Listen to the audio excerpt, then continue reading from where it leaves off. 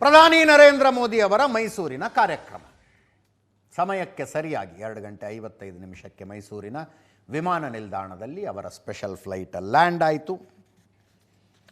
ಎಲ್ಲ ಕಾರ್ಯಕ್ರಮಗಳು ಅಂದುಕೊಂಡ ಸಮಯಕ್ಕೆ ಅಂದುಕೊಂಡ ರೀತಿಯಲ್ಲಿ ಸರಿಯಾಗಿ ನಡೆದವು.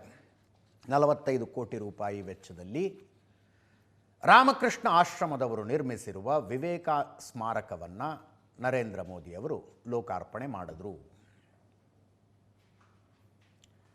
ವಿಶೇಷ ವಿಮಾನದಲ್ಲಿ ಮೈಸೂರು ಏರ್ಪೋರ್ಟಿಗೆ ಬಂದು ಇಳಿದ್ರು. ಅಲ್ಲಿಂದ ಹೆಲಿಕಾಪ್ಟರ್ನಲ್ಲಿ ಓವಲ್ ಗ್ರೌಂಡಿಗೆ ಬಂದರು. ಓವಲ್ ಗ್ರೌಂಡ್ನಲ್ಲಿ ಪ್ರೋಟೋಕಾಲ್ ಪ್ರಕಾರ ಅವರನ್ನು ಬರಮಾಡಿಕೊಳ್ಳಲಾಯಿತು. ರಾಜ್ಯಪಾಲರು, ಮುಖ್ಯಮಂತ್ರಿಗಳು ಬರಮಾಡಿಕೊಂಡರು. ಮುಖ್ಯಮಂತ್ರಿಗಳು ಆತ್ಮೀಯವಾಗಿ ಬರಮಾಡಿಕೊಂಡರು.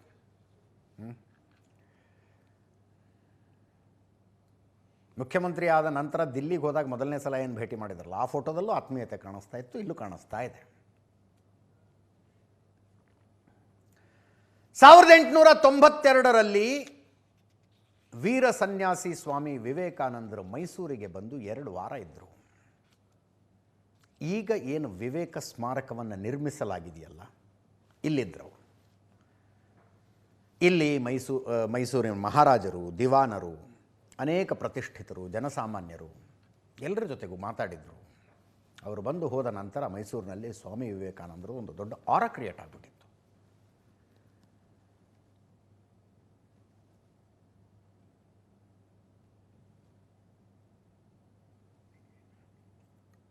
ವಿವೇಕ ಸ್ಮಾರಕವನ್ನು ಅಲ್ಲಿ ನಿರ್ಮಿಸಲಾಗಿರುವ ವಿವೇಕ ಸ್ಮಾರಕ, ಅಲ್ಲಿ ಕ್ಲಾಸ್ ರೂಮ್ಸ್ ಇದ್ದಾವೆ, ಲೈಬ್ರರಿ ಇದೆ, 700 ಜನ ಕುಳಿತುಕೊಳ್ಳಬಹುದಾದಂಥ ಸಭಾಭವನ ಇದೆ, ಸಂವಾದದ ಕೊಠಡಿಗಳಿದ್ದಾವೆ.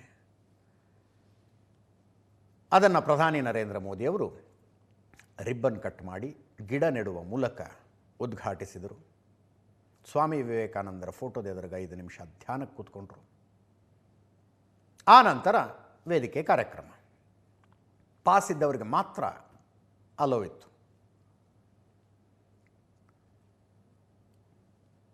ಮುಖ್ಯಮಂತ್ರಿ ಡಿ ಕೆ ಶಿವಕುಮಾರ್ ಅವರು ಮಾತಾಡಿದರು. ಕರ್ನಾಟಕದ ಅಭಿವೃದ್ಧಿಗೆ ಸಹಕಾರ ಕೋರಿದರು. ಪ್ರಧಾನಿ ನರೇಂದ್ರ ಮೋದಿಯವರು ಸ್ವಾಮಿ ವಿವೇಕಾನಂದರ ಬಗ್ಗೆ ಮಾತಾಡಿದರು. ಇವತ್ತು ವಿವೇಕಾನಂದರ ತ್ಯಾಗ ನಮ್ಮೆಲ್ಲರಿಗೂ ಕೂಡ ಇವತ್ತು ಸ್ಫೂರ್ತಿಯಾಗಿದೆ. ನಮ್ಮೆಲ್ಲರೂ ಕೂಡ ಅವರ ಶಕ್ತಿಯನ್ನು ನಾವು ಅಳವಡಿಸಿಕೊಳ್ತೇವೆ.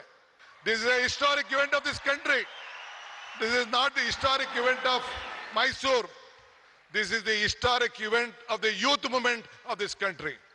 I remember the saying of Swami Vivekananda. He said, "Be bold-hearted when you are defeated." I am requesting him on behalf of the government of Karnataka and all of you, you should be very bold-hearted to help us, help Karnataka, save Karnataka, because the entire world is looking at India and Karnataka through Karnataka and Bangalore. So I request you, the entire state stands with you. We want to work together. We want to work with the federal state. I appeal to you, let us all work together. This is this is the Sankalpa Bhumi. In this Bhumi, at the time when our Vivekananda traveled in a train in the history, this is the great state, great city, and India has to grow with Karnataka, and Karnataka will be with you. Let us work together, make this country proud. Let us work together. Let us build Karnataka. Let us build India, a strong India. Jai Hind, Jai Bharat. साथियों, स्वामी विवेकानंद जी राष्ट्र उत्थान के लिए शिक्षा के साथ साथ समानता को भी उतना ही अहम मानते थे. शिक्षा में भेदभाव न हो, अवसरों में भेदभाव न हो. आज ये देश का विजन बन गया है. आज बेटियां भी सैनिक स्कूलों में एडमिशन ले रही है. एनडीए में बेटियां राष्ट्र के लिए योगदान दे रही है. आज मेडिकल और इंजीनियरिंग जैसी पढ़ाई मातृभाषा में करने की सुविधा हो गई है. इससे भाषा के आधार पर अवसरों में होने वाले भेदभाव पर लगाम लग रही है. मुझे विश्वास है विवेक स्मारक साधकों और श्रद्धालुओं के लिए आत्मिक उत्थान का एक तीर्थ बनेगा। स्वामी विवेकानंद जी की प्रेरणा थी शिव ज्ञाने जीव सेवा, यानी जीव की सेवा ही शिव की सेवा है। हमें इस विवेक का स्मारक में इसलिए ऐसे युवाओं को गढ़ना है जिनके लिए समाज और राष्ट्र के हित, गरीब वंचित के दुख अपने सुख दुख से ऊपर हो, जिन युवाओं के लिए राष्ट्र प्रथम ही सर्वोपरि मंत्र हो, मां भारती की सेवा ही जिनका जीवन लक्ष्य हो। ಪ್ರಧಾನಿ ನರೇಂದ್ರ ಮೋದಿಯವರ ಭಾಷಣ ನಿರೀಕ್ಷಿತ. ವಿವೇಕ ಸ್ಮಾರಕದ ಉದ್ಘಾಟನೆ ಸಂದರ್ಭದಲ್ಲಿ ವಿವೇಕಾನಂದರ ಜೀವನ, ಅವರ ಬೋಧನೆ, ಅದರಿಂದ ನಾವು ತೆಗೆದುಕೊಳ್ಳಬೇಕಾದ ಪ್ರೇರಣೆ ಇತ್ಯಾದಿ ಇತ್ಯಾದಿ ಮಾತಾಡಿದ್ರು. ಬಟ್ ಮುಖ್ಯಮಂತ್ರಿ ಡಿ ಕೆ ಶಿವಕುಮಾರ್ ಅವರು ಕರ್ನಾಟಕದ ಅಭಿವೃದ್ಧಿಗೆ ಕೇಂದ್ರದ ಸಹಕಾರ ಕೋರಿದ್ರು. ಲೆಟ್ ಅಸ್ ವರ್ಕ್ ಟುಗೆದರ್ ಅಂದರು. ಅಂದರೆ ಈ ಏನಂತೀವಿ ನಾವು ಟ್ರೆಡಿಷನಲ್ ಫೈಟಿಂಗ್ ಮೋಡ್ ಇತ್ತಲ್ಲ, ಆ ಮೂಡಲ್ಲಿ ಡಿ ಕೆ ಶಿವಕುಮಾರ್ ಅವರಿಲ್ಲ. ಮುಖ್ಯಮಂತ್ರಿ ಆದರು. ದೆಹಲಿ ಭೇಟಿ ಅತ್ಯಂತ ಸೌಹಾರ್ದಯುತವಾಗಿತ್ತು.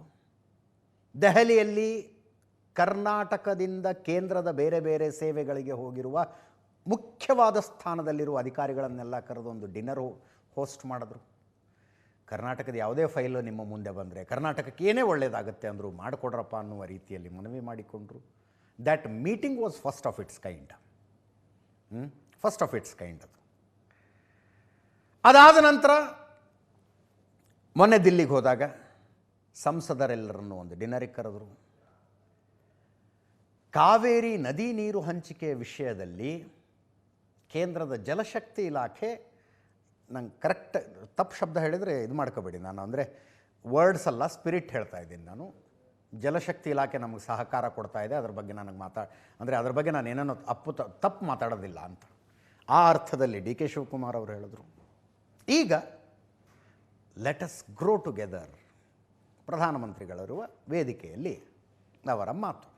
That's a good approach, actually good approach. ರಾಜಕೀಯವಾಗಿ ತದ್ವಿರುದ್ಧ ದಿಕ್ಕಿನಲ್ಲಿರುವವರೇ ಆಗಿರಬಹುದು, ಆದರೆ ರಾಜ್ಯದ ಅಭಿವೃದ್ಧಿ ಅಂತ ಬಂದಾಗ ಎಲ್ಲರೂ ಒಟ್ಟಾಗಿ ಕೆಲಸ ಮಾಡೋಣ ಅನ್ನುವ ಮನವಿ.